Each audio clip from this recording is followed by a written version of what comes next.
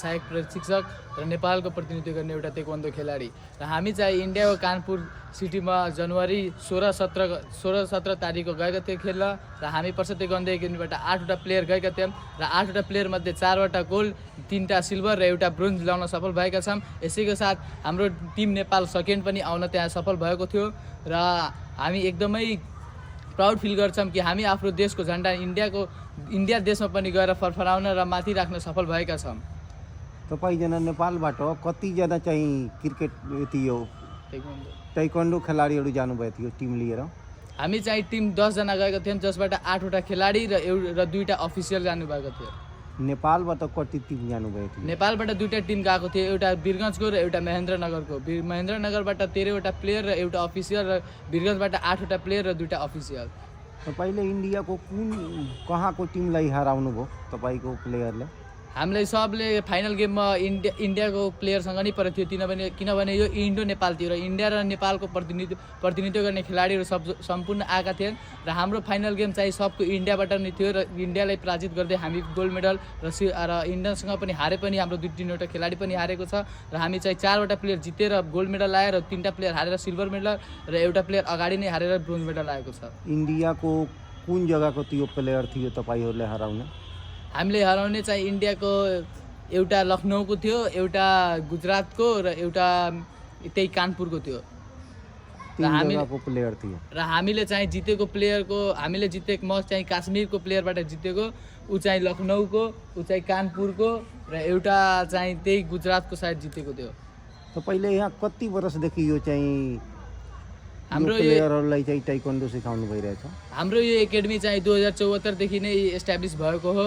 यो चाहिँ 8 साल भइसक्यो।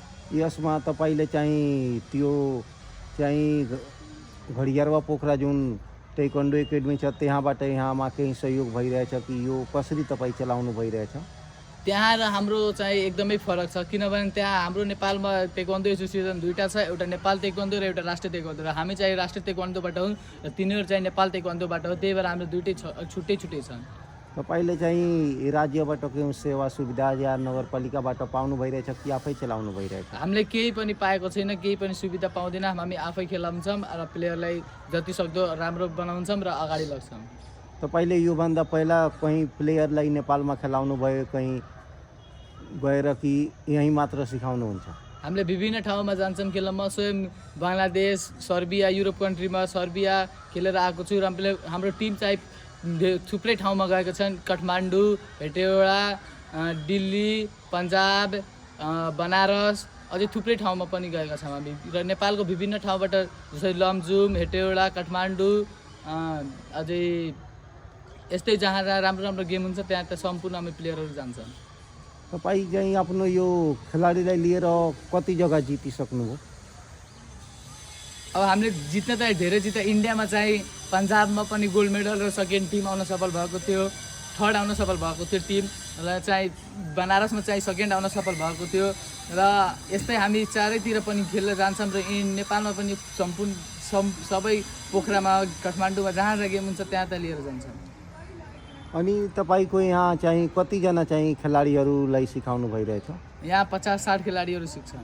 कति बजेदेखि कति बजेसम्म? हाम्रो ट्रेनिङ 4:30 बजेदेखि 6 बजेसम्म हुन्छ बेलुका। अनि यो खुला छ, यहाँ बारिस भएको बेला केही समस्या आउँछ कि? हाम्रो बारिस भएको बेला थुप्रै समस्या आउँछ तर हामी यही भित्र यतिमै यहाँ जुन जति हाम्रो आवश्यकता छ र जति हामीसँग छ त्यतिमै हामी सन्तुष्टि गरेर त्यतिमै ट्रेनिङ गर्छौँ। यो जग्गा के हो? यो जग्गा लिनुभएछ कि यो कुनै सार्वजनिक जग्गा हो कि कुनै व्यक्तिको हो? यो चाहिँ गाहवाको ईदगाह हो यसमा चाहिँ हामीले महिनामा मानसिक पनि दिन्छौँ यो जग्गामा सिकाउनको लागि र यो चाहिँ एउटा सेफ जग्गा पनि छ, त्यही भएर हामी यो लिएको छौँ, भाडामै बनाऊँ।